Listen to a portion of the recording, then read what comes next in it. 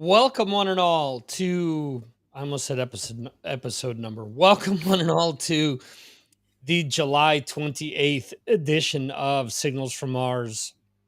I'm your host, Victor, and joining me is Mr. Patron's pick, Jeremy Weltman. If you've listened to the episodes that were released today, one of them was a quick recap of albums that came out in June of 2023.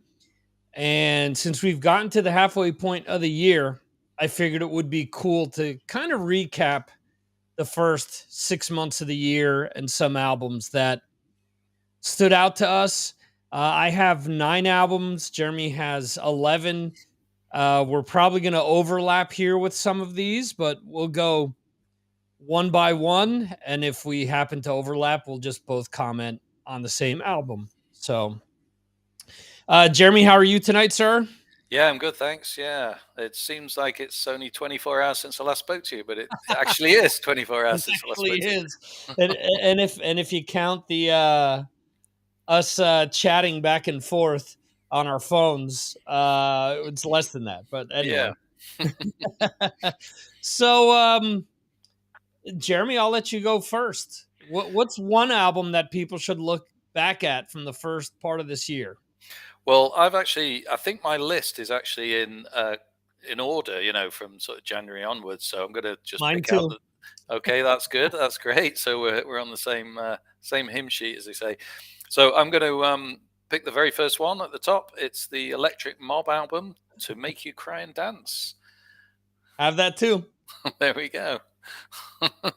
Yeah, I mean, it's actually not one that I bought. I did buy probably 4 or 5 of the albums I'm going to mention as we go along, and obviously you can't buy everything, but I Right. did really like it. I thought, it was a good rocky album. It was a band that I think I'd heard a little bit from them before, and liked them.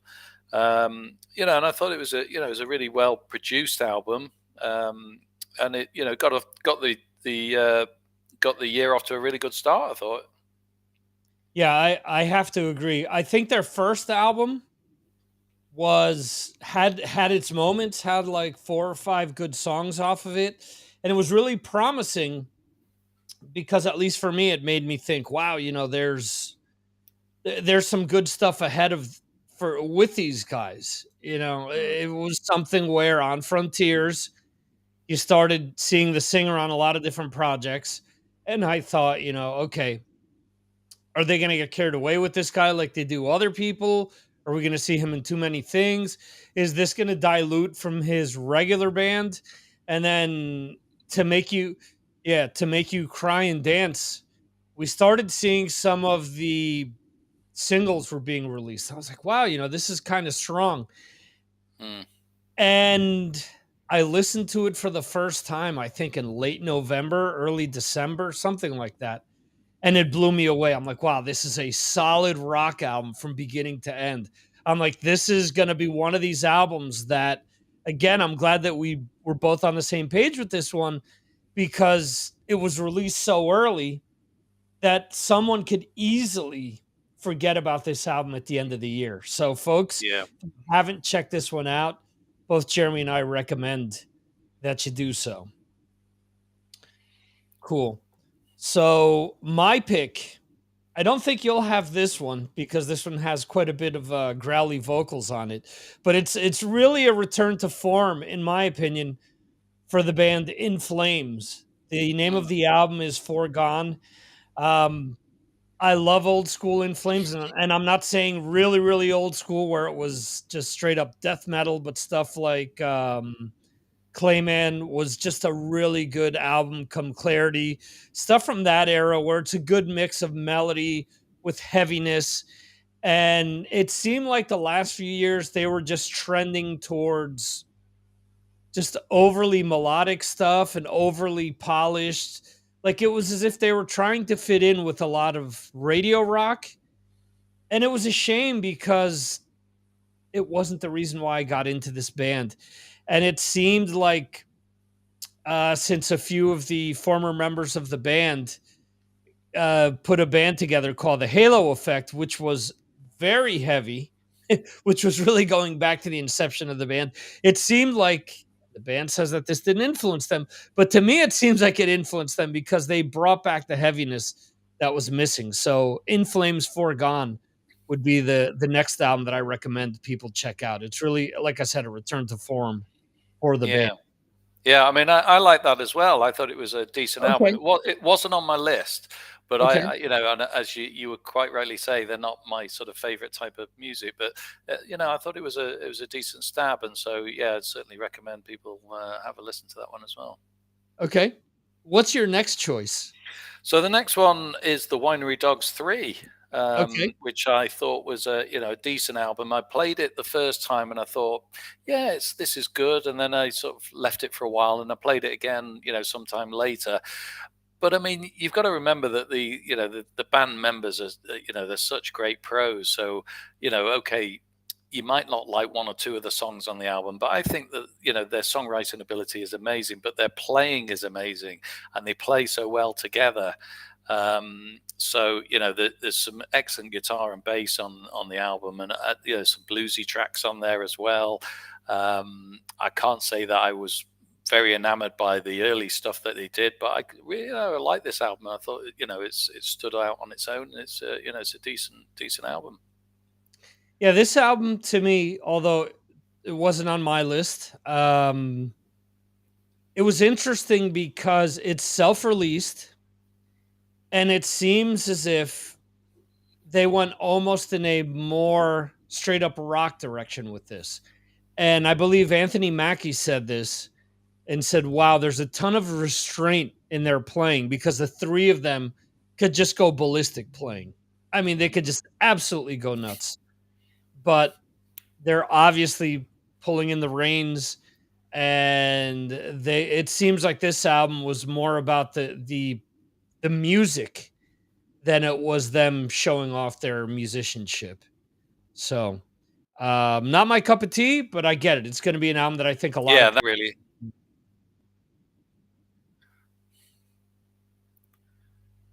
Yeah, I Yeah. was just gonna say So that can so I really think help, you we'll know, see. obviously if they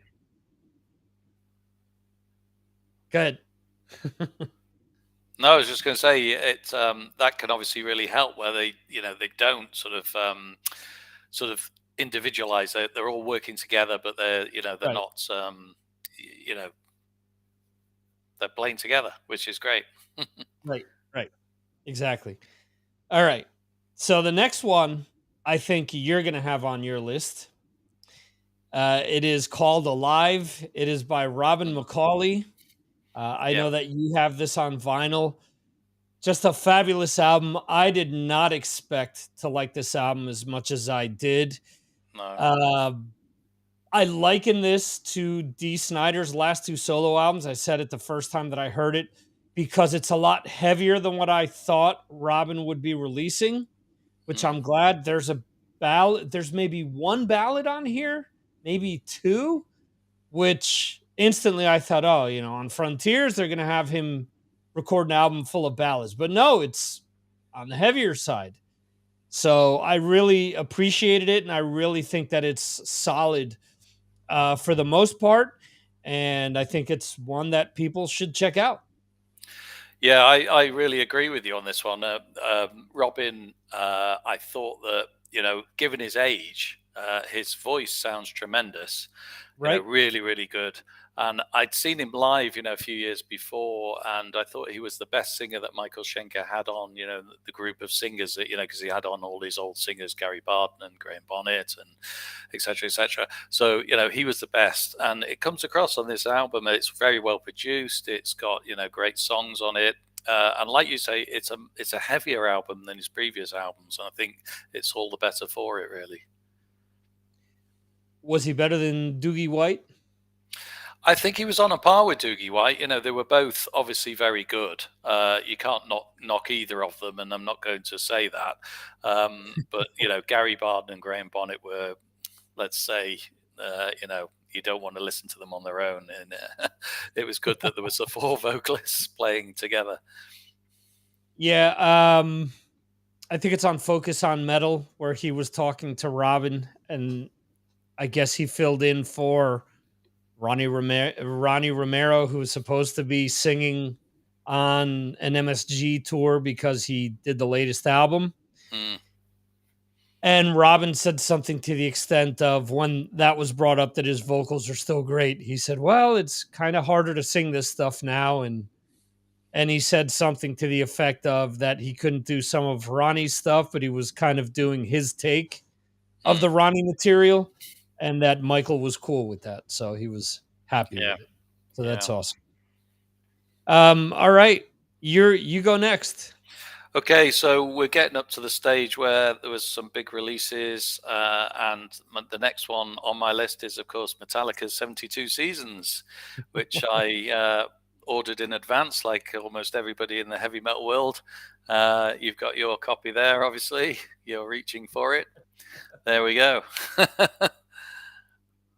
Have you got is it black vinyl, that one, or is it a colored one? No, I think we compared this. I think you have what, yellow vinyl and I have Yeah. red, or Oh, vice that's right. versa. Yeah, yeah. I remember the red. That's right. Yeah. Yeah, because they do so many different types now, don't they? I Right. mean, it was, this is a great album. It's so much better than the last two albums as a, complete work, I think. I think, it's great production, but I think they've got the songs right, that there's not the sort of very long songs with, the solos that just go on and on. I didn't get bored with many of the songs like I have done on the last two albums. Not all the songs, but, some of them.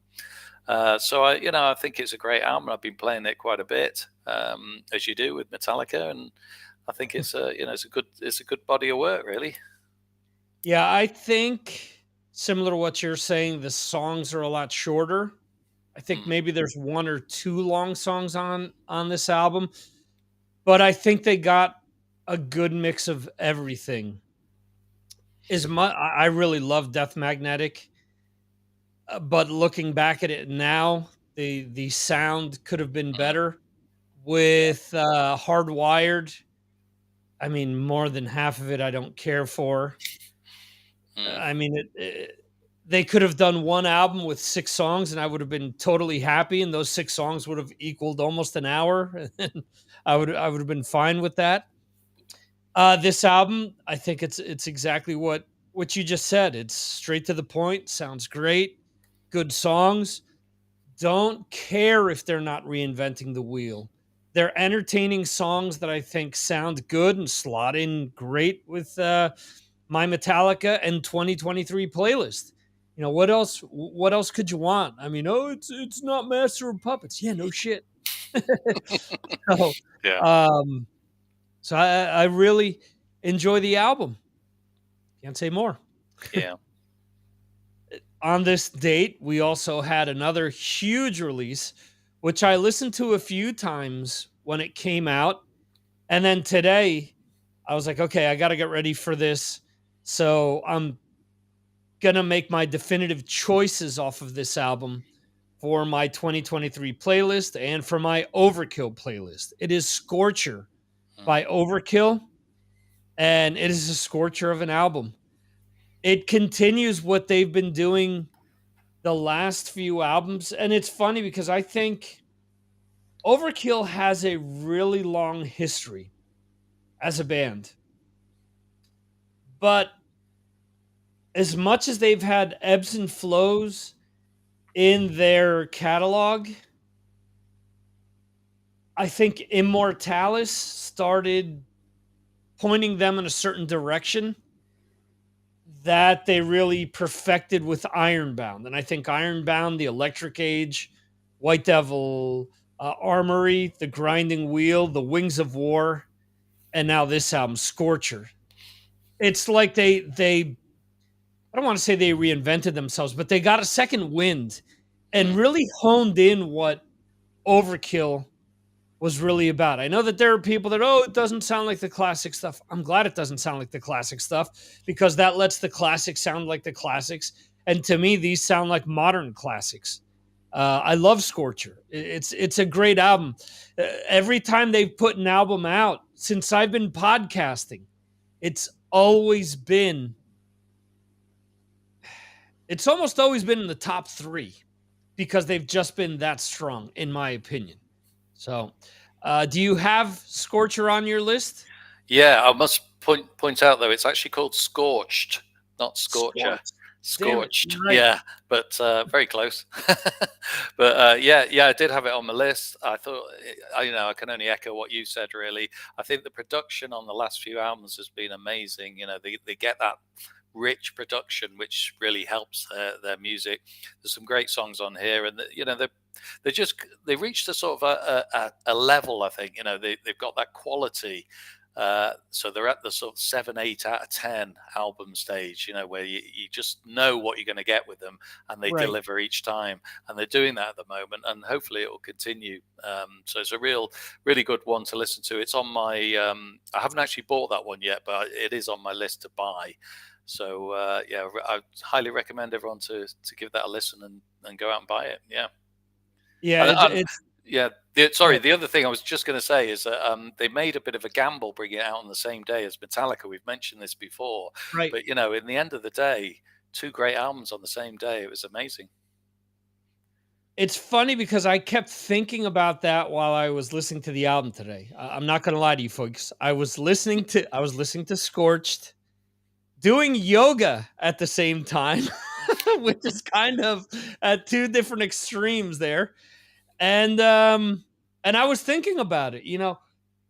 If I were able to interview Blitz at this point in time, my question would be, were you guys so confident in the album that you didn't care it was being released the same day as Metallica? Or was this a business move where you said, you know what? People are going to be buying the Metallica. So if they know of another great thrash album that's going to be released on the same day, they're probably going to want to pick it up. You know, could it be one or the other?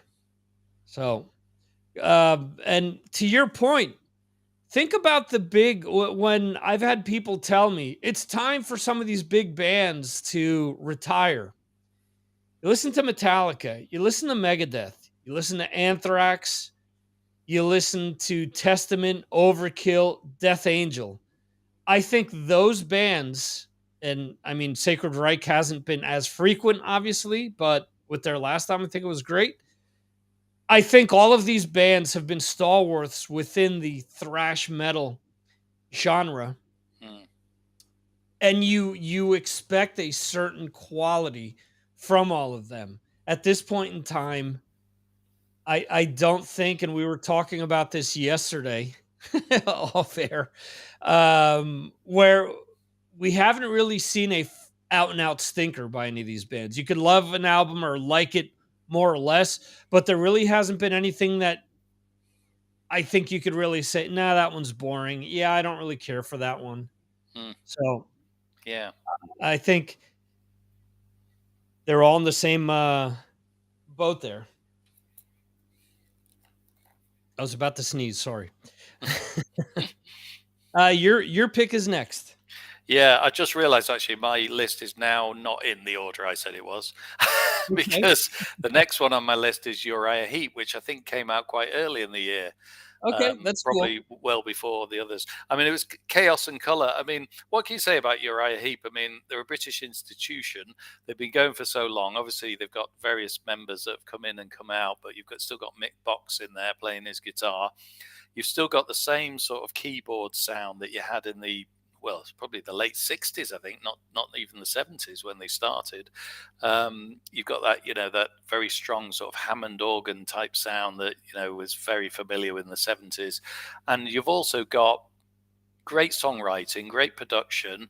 They still care, they give a damn about what they do. And it's one of those that you could just go back and listen to. It's not going to not going to break down doors. It's not going to break down boundaries. It's not something so fresh and so new that you're going to sit back and go wow. But you think, well, no, it's a great album. It's a great album, and it's very well worth listening to. I think the wow moment with an album like that is that a band still has that consistency so many years later. Hmm. We're similar to what I just said, where you expect a band to let up or, oh, well, it's okay, but it's not on par with, what we've come to know from them. Mm. But when something like that happens, again, it doesn't have to be the greatest thing, doesn't have to reinvent anything, doesn't have to be the best album they ever released. But I think it's a pleasant surprise when you find something that has that level of consistency and really is something that you enjoy at the end of the day. It entertains you. Yeah, exactly, and that's what it's all about. Yeah. Okay, so another album that was released on the same day as the Metallica and the Overkill is LA Guns Black Diamonds. I don't think it's as strong as their last two albums, but I do think that much like throughout their catalog, you have albums that are better or worse. Some of them have eight great songs on them. Some of them have two great songs on them. But those songs are just that. They're great. So it makes it kind of worth your while. Again, I don't think it's as good as the last two, but I think it's a worthwhile listen, especially if you're remotely a fan of the band and maybe haven't checked it out yet. Um, it's I mean, there's the two singles that they released off of this are fantastic in my opinion. Mm. So Mm. Yeah, I mean, it's also on my list. okay, I'd forgotten that it was released on the same day, so that's just an amazing day. Yeah, that was probably one of the greatest days in metal that we're going to have in a few years. right. um, yeah, it was. You're. This is a band that you really turned me on to because I obviously remember the band from way back, but I was never really into them, and I just sort of like let them pass me by, I guess. And then you kind of got me into them, and I went back and listened to their back catalogue and really got into them. And I really like this album. I think it's good. And I think at the time, on the day they got released, I think I said that it was probably the best out of the three. So Mhm. I haven't listened to it a lot since. So I'm going to go back and have another go. But yeah, I like it. They write good songs. They do it in the right way, and yeah, I enjoy that. It's good. Cool. Okay. Next pick is yours, sir. Okay, so we're going further down the list. This is a slight outsider, and it's actually called Outsider. It's by Night Demon, and Okay. I actually bought this album. I've got it here in my list. I brought them down. The ones I actually bought. Um, I, I think I bought this because it was a really genuine sounding album. It's a real sort of proper rock album. Right. Um, there's only 8 songs on it, and it's a band that they're not so well known, and I think obviously got a coloured vinyl, obviously, which helped. But it's an album that I go back to again, and I think they're a band that I didn't know a lot about, to be honest. I've not really heard much of their stuff before, but I like that sort of thing. When you hear a band for the first time and you get into their sound and you just think, wow, they have that sort of new wave of British heavy metal about them, and that Yeah. sort of when I first listened to those sort of bands, and that's why I like them. So yeah, went ahead and bought it, and they're on my list.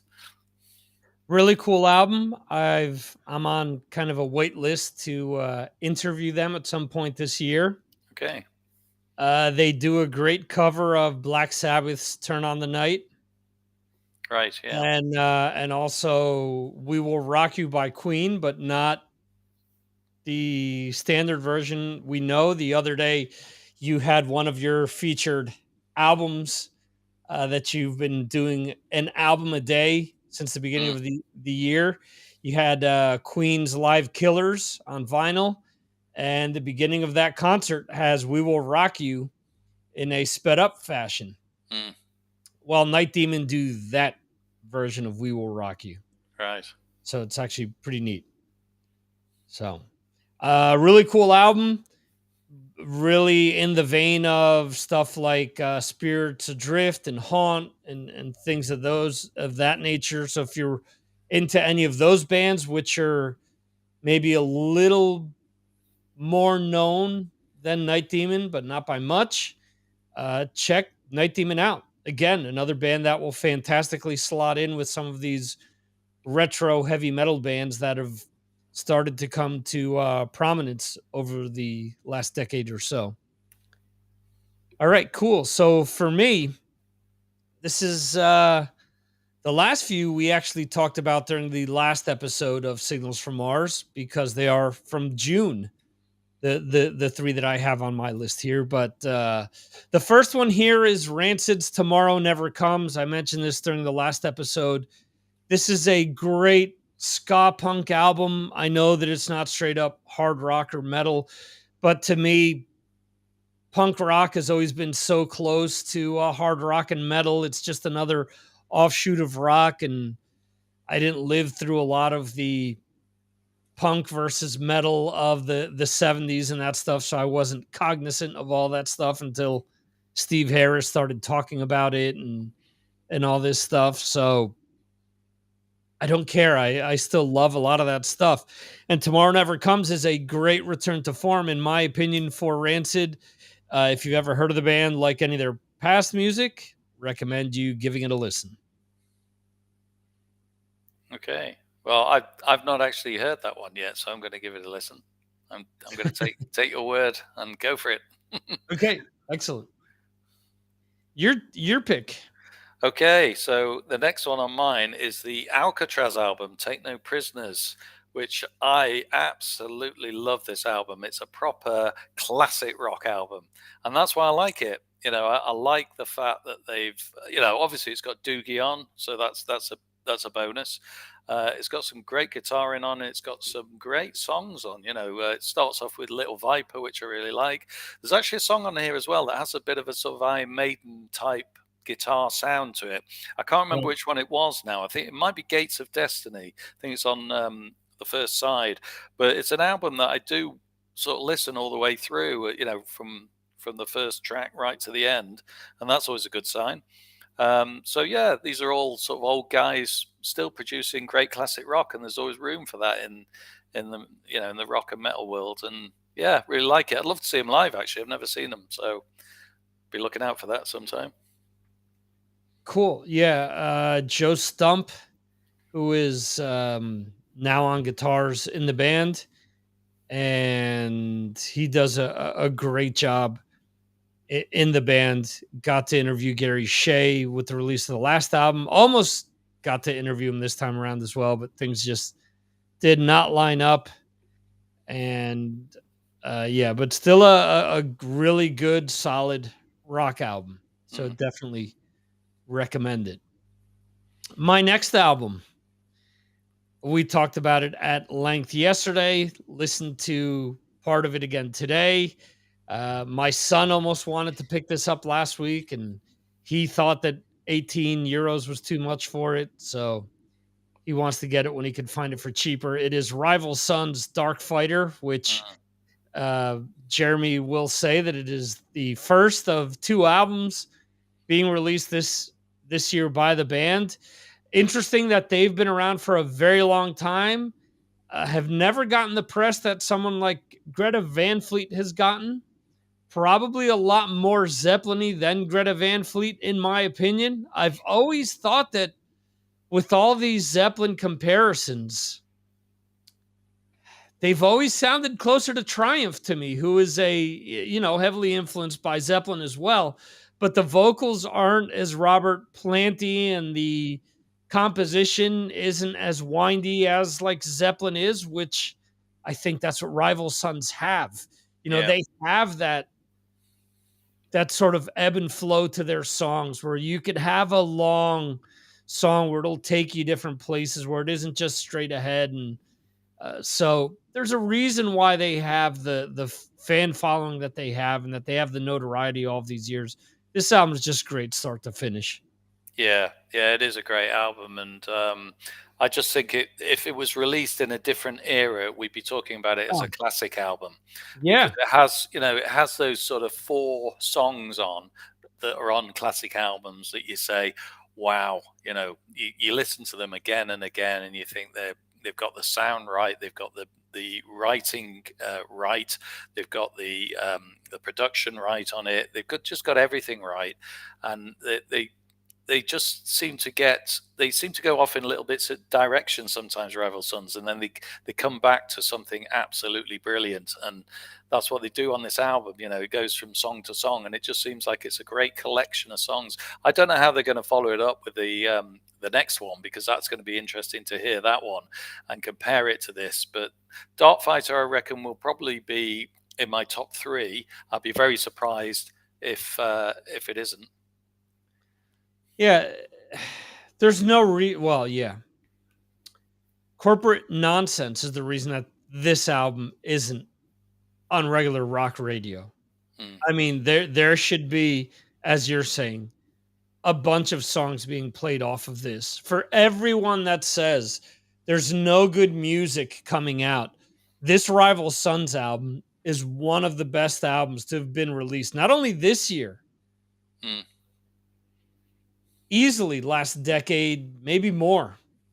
I Yeah, mean, yeah, it's that good in my opinion. yeah, yeah. I So, agree with that. And they're also a great band live. I mean, I saw them supporting Black Sabbath, which is a bit okay. of an odd, pairing, but they nearly blew Sabbath off the stage. They're so good, so good. Yeah, absolutely. We have a Facebook user, lots of great music coming out. Absolutely. Facebook user, I do not know who you are because that's what it says to me. If I go by past people chiming in, it's usually Bill Elam or sometimes it's Chris Sinzak. Let me know who you are. It's Chris Oh, it's Vaglio. Chris. Hey, Chris, how are you doing? Recovering from knee surgery. Hope everything is doing well. Check out the Rival Sons album. I think that you'll really dig it. I mean, it's really next level shit in my opinion. So, it is your turn, sir, for your pick. Yeah, I think I've got two left on my list. The next one is The Answer with Sundowners. I mean, this Okay. is the band from Northern Ireland. I bought this in advance because they haven't released an album for many years now. I think the last one was called Solace, which was a bit of a turn for the band. They sort of played a lot of slow balladic Irish type music. Decided to sort of move away from the very rocky stuff, but this is a return to form. It's back to their usual stuff. It's I wouldn't say it's the greatest album that any rock band's ever produced, but it's certainly very listenable. There's a lot of good tunes on it.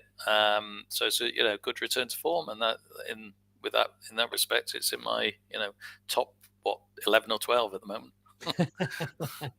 Yeah, when I was going back over the releases, I sort of figured that this would be one of the ones that you would mention. Uh, kind of, would you say that this slots in easily with Rival Sons? It's for the same type of crowd. Yeah, I would actually. Yeah, if you like one band, you'll like the other. Yeah, Yeah. definitely. I think Rival Sons are certainly a way ahead of the answer at the moment, but I think that doesn't take away from the fact that you can still enjoy the answer album, and you should listen to it at the same time. Yeah, slightly different type of music as well. So Yeah, yeah, and I could see. Well, this is just the way that pairings are for shows. I could easily see Rival Sons, The Answer, and somebody like Black Cherry Smoke all playing together because I think that they would kind of be that would kind of be a festival that could bridge things for younger fans and for older fans that are looking for a lot of that classic rock stuff in the vein of a Zeppelin or Bad Company or stuff along those lines. yeah, that could even be four bands because it's Blackstone Cherry or Blackberry Blackstone. Smoke, isn't Jeez. it? Yeah. Anyway, I get Yes, what you mean. you're right. Yeah, but My yeah, bad. you're right. That would be a really good bill, and yeah, I think it'd be well worth watching. There you go. Signals from Mars Fest. Let's get it going. Let's get Dead Daisies on there so they can help finance it. Um, There you go. so yeah, Chris is saying that he says I love that Sleep Token record, and Nita Strauss is great. The new Mammoth stuff is pretty good too.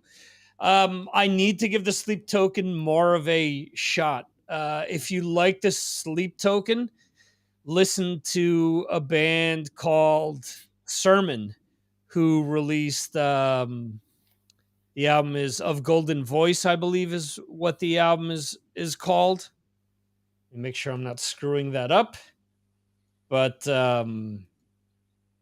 yeah, I think that's kind of in the same vein of Sleep Token from what I got to listen to the Sleep Token anyway. No, of Golden Verse, not of Golden Voice. Jesus, thinking of Pavarotti. Um, of of Golden Verse. So there you go. It's kind of in the same vein, kind of the same mysterious type of lore with both bands. And one I got to interview, one I did not. So there you go. All right. So who's next? Is it you or me? I think it's me. Thanks. It's you. Yeah, And it's then you. all right, and then your pick will be last. So for me, again, repeating what we talked about yesterday, the Extreme album 6, I think is a great return to form for the band. It really went off in a direction that I didn't expect. It went off in kind of a industrial rock direction. I don't know if that's influenced by Nuno's time with Rihanna. Don't know if that's influenced by Gary's project, which I mentioned yesterday, which is Tribe of Judah, which I really dug when that came out. Either way, I think that the band is at the top of their game. I see that Nuno has come out and apologized to Richard Fortus and Slash.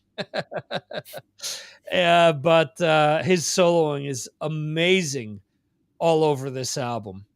So I think it's one that if you remotely like the band and if you like the band for well, there's still ballady stuff on there. So if you're into the wholehearted and the heck was the other ballad that was big for them? I don't remember. Oh, More more than than words. words. There you go. Mm. All right. So check it out. Either way. Yeah. What's your last pick? So the last pick is the Elegant Weapons Okay. album, Horns for a Halo. Um, I suppose we've always had this thing about Ronnie Romero, sort of. He's everywhere. He's omnipresent, and I find it difficult to get used to his vocals in all these different bands. I prefer it, just in the Lord's band that he started off with, really. But I like this album. I think, yeah, obviously Richie's got a great guitar style, and he's a great guitarist. And I think there were some songs on here that sounded a bit like they could be on a Judas Priest Right. album. So I like that sort of aspect of it. There was a lot of heavy songs on it, but there was one or two. I think there was certainly a ballad on there, and it could have done without. There was a cover, wasn't there, of UFO? Right. Is it Lights Out? Yeah, Lights yeah, Out, yeah. I Lights think. out. Which, yeah, they could have just left that off because it's just pointless putting that on. But the rest of the album was a decent album, and I think I played it a few times. If you turn it up, it's a great album. And I think it's good that he's forging his own sort of career as well, because I think he realizes that Judas Priest are not going to go on forever. This could be their last album. It could be their last tour. Who knows? His band members, fellow band members, are all old. He himself has been ill, and I think he sort of thinks, well, this will be the band that will take him on, if that folds, really. But I liked it. It was good. And he's kind of said that this is like the stepping stone to what he'll do after Priest. And I I really like the music on this. It's just Ronnie's Mm, voice is the one thing that's standoffish. And I mentioned this when we talked about it when it came out. I know he would never get a Ripper Owens on the album because of the whole Priest thing there, but Samuel Nyman of the band Manimal, who I interviewed, who can do everything from a Rob Halford to a Jeff Tate voice, even the lower registry Jeff Tate would have been perfect for that album. mm, You give me that, mm. that would have been I mean, we'd be talking about top 3 for the year for me. Because I think Richie's playing is just that spectacular on the album. Yeah. So there's a lot of cool stuff that we've talked about that's come out in the first part of the year. Chris just mentioned something that dropped today, the new Seven Dust. That will be we went up to June with this show. Mm. So we're gonna be recording our July show in the next few days, where we'll be recapping releases from July. And I do like the Seven Dust. It's on par with everything that they've released. I think it's strong. I think that there's two songs that really stand out above the rest. But we'll be talking about that in the next few days. But I also want to ask Jeremy, outside of the rival sons, what other releases are you excited to hear? That are coming out in the rest of the Yeah, year. Yeah. Well, I was hoping that we're going to get a Judas Priest album, but it doesn't look like that's going to happen. right. I'm very much looking forward to the new Europe album because I've enjoyed. Well, I'm a big fan of Europe, and I've enjoyed almost every album they put out, and I feel that the last couple have been really good. So I'm hopeful that this is going to be in the same vein. I might even go and see them later in the year. They're coming over to the UK, so there's that one. I'm interested to hear the new KK's Priest Right. album because I saw footage of them live and I thought they were good live. Definitely worth going to watch. I thought the first album was a half decent effort, but I'm hoping this second album might have taken them onto a different level because they've had a bit of time to think about it and sort of develop their songwriting a little bit. What else is coming out? New Trying to Eclipse, think for what. example.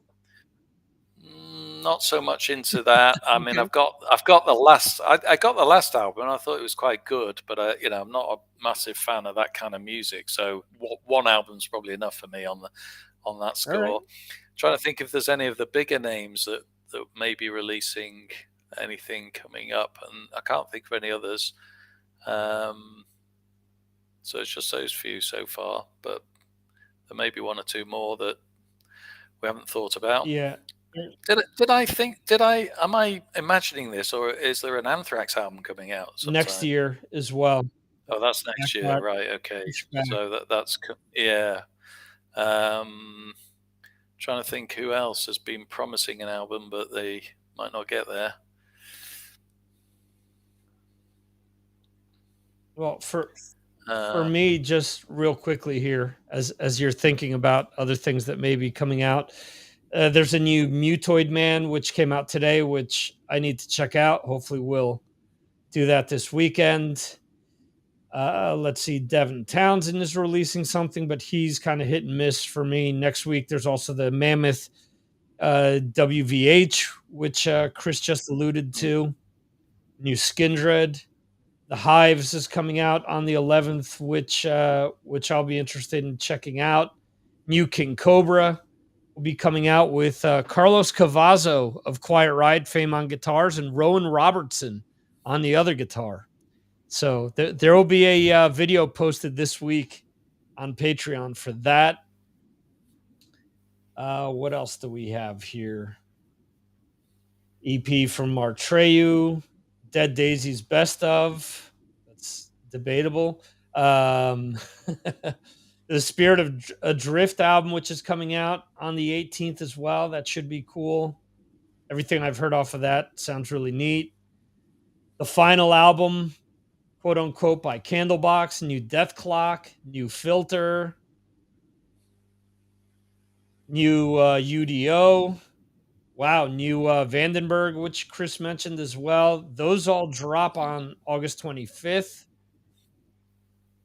Certainly be interested in the Udo and the Vanderberg. Yeah. Yeah, I want to hear those. New Philip Campbell and the Bastard Sons in September. Primal Fear comes out the same day. Soen, which has always gone over really well with patrons. Soen. Hmm. Let's see, on the 8th of September, new Kavelertak, new Puddle of Mud, new Royal Blood, new Saliva, new Silosis, 15th brings us Bring Me the Horizon, new Corey Taylor, new Danko Jones, which I have. I haven't listened to it yet. New Electric Boys, new Ronnie Romero. Hey, hey. Shining, Stained, Tesseract, Thy Art is Murder. September 22nd, Three Teeth, Cannibal Corpse, Death Dealer Union, which posting today on New Freya, New Ken Mode. September 29th, Blackstone Cherry. Yeah, I didn't screw that up too bad before. New Code Orange, new Hawkwind. Oh no, it's Space Ritual 50th Anniversary Edition. New KK's Priest drops on September 29th. New Taproot, they're back.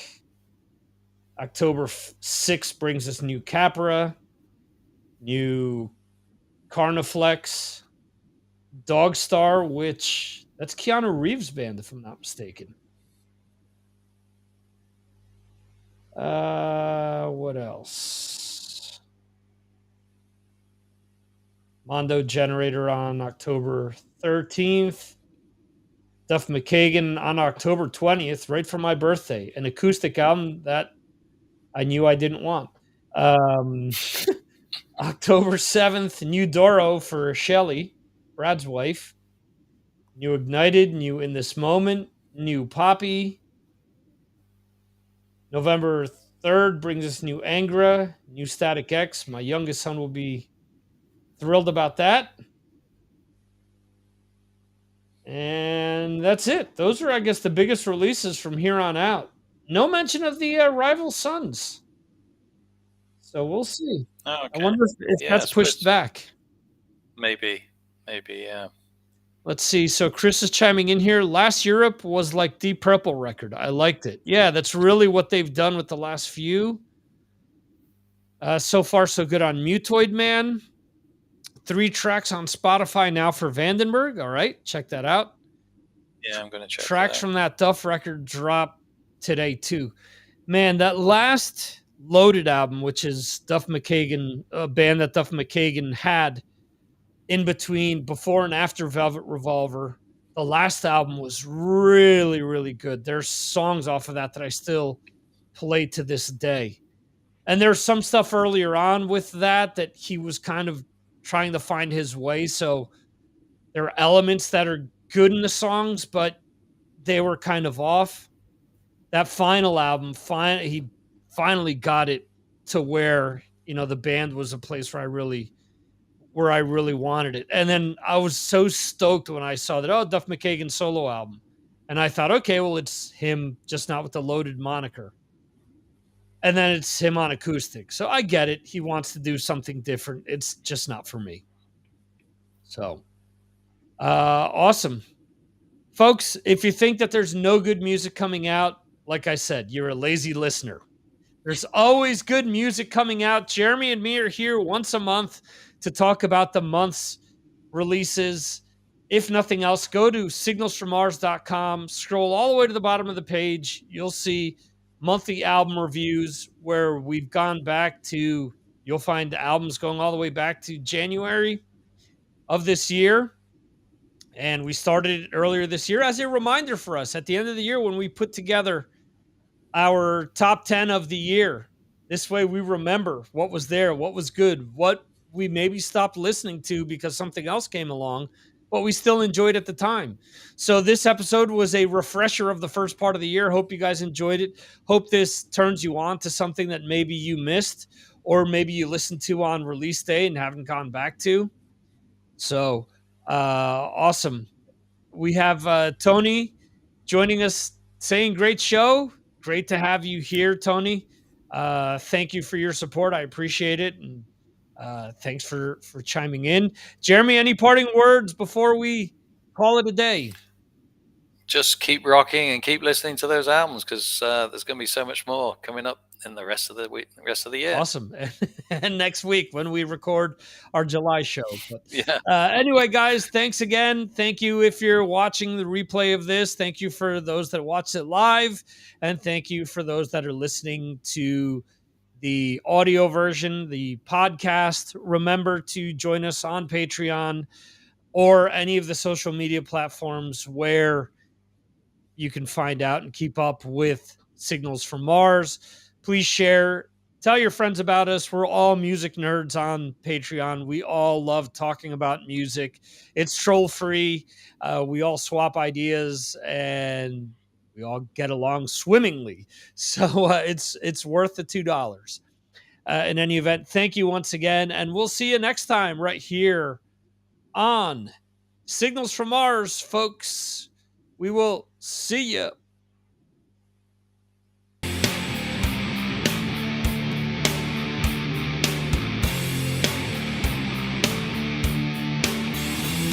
Thank you for watching the Signals from Mars live stream. You can watch the show live on YouTube, Facebook, Twitter, and Twitch, or check out replays on YouTube. Go to signalsfrommars.com for more information.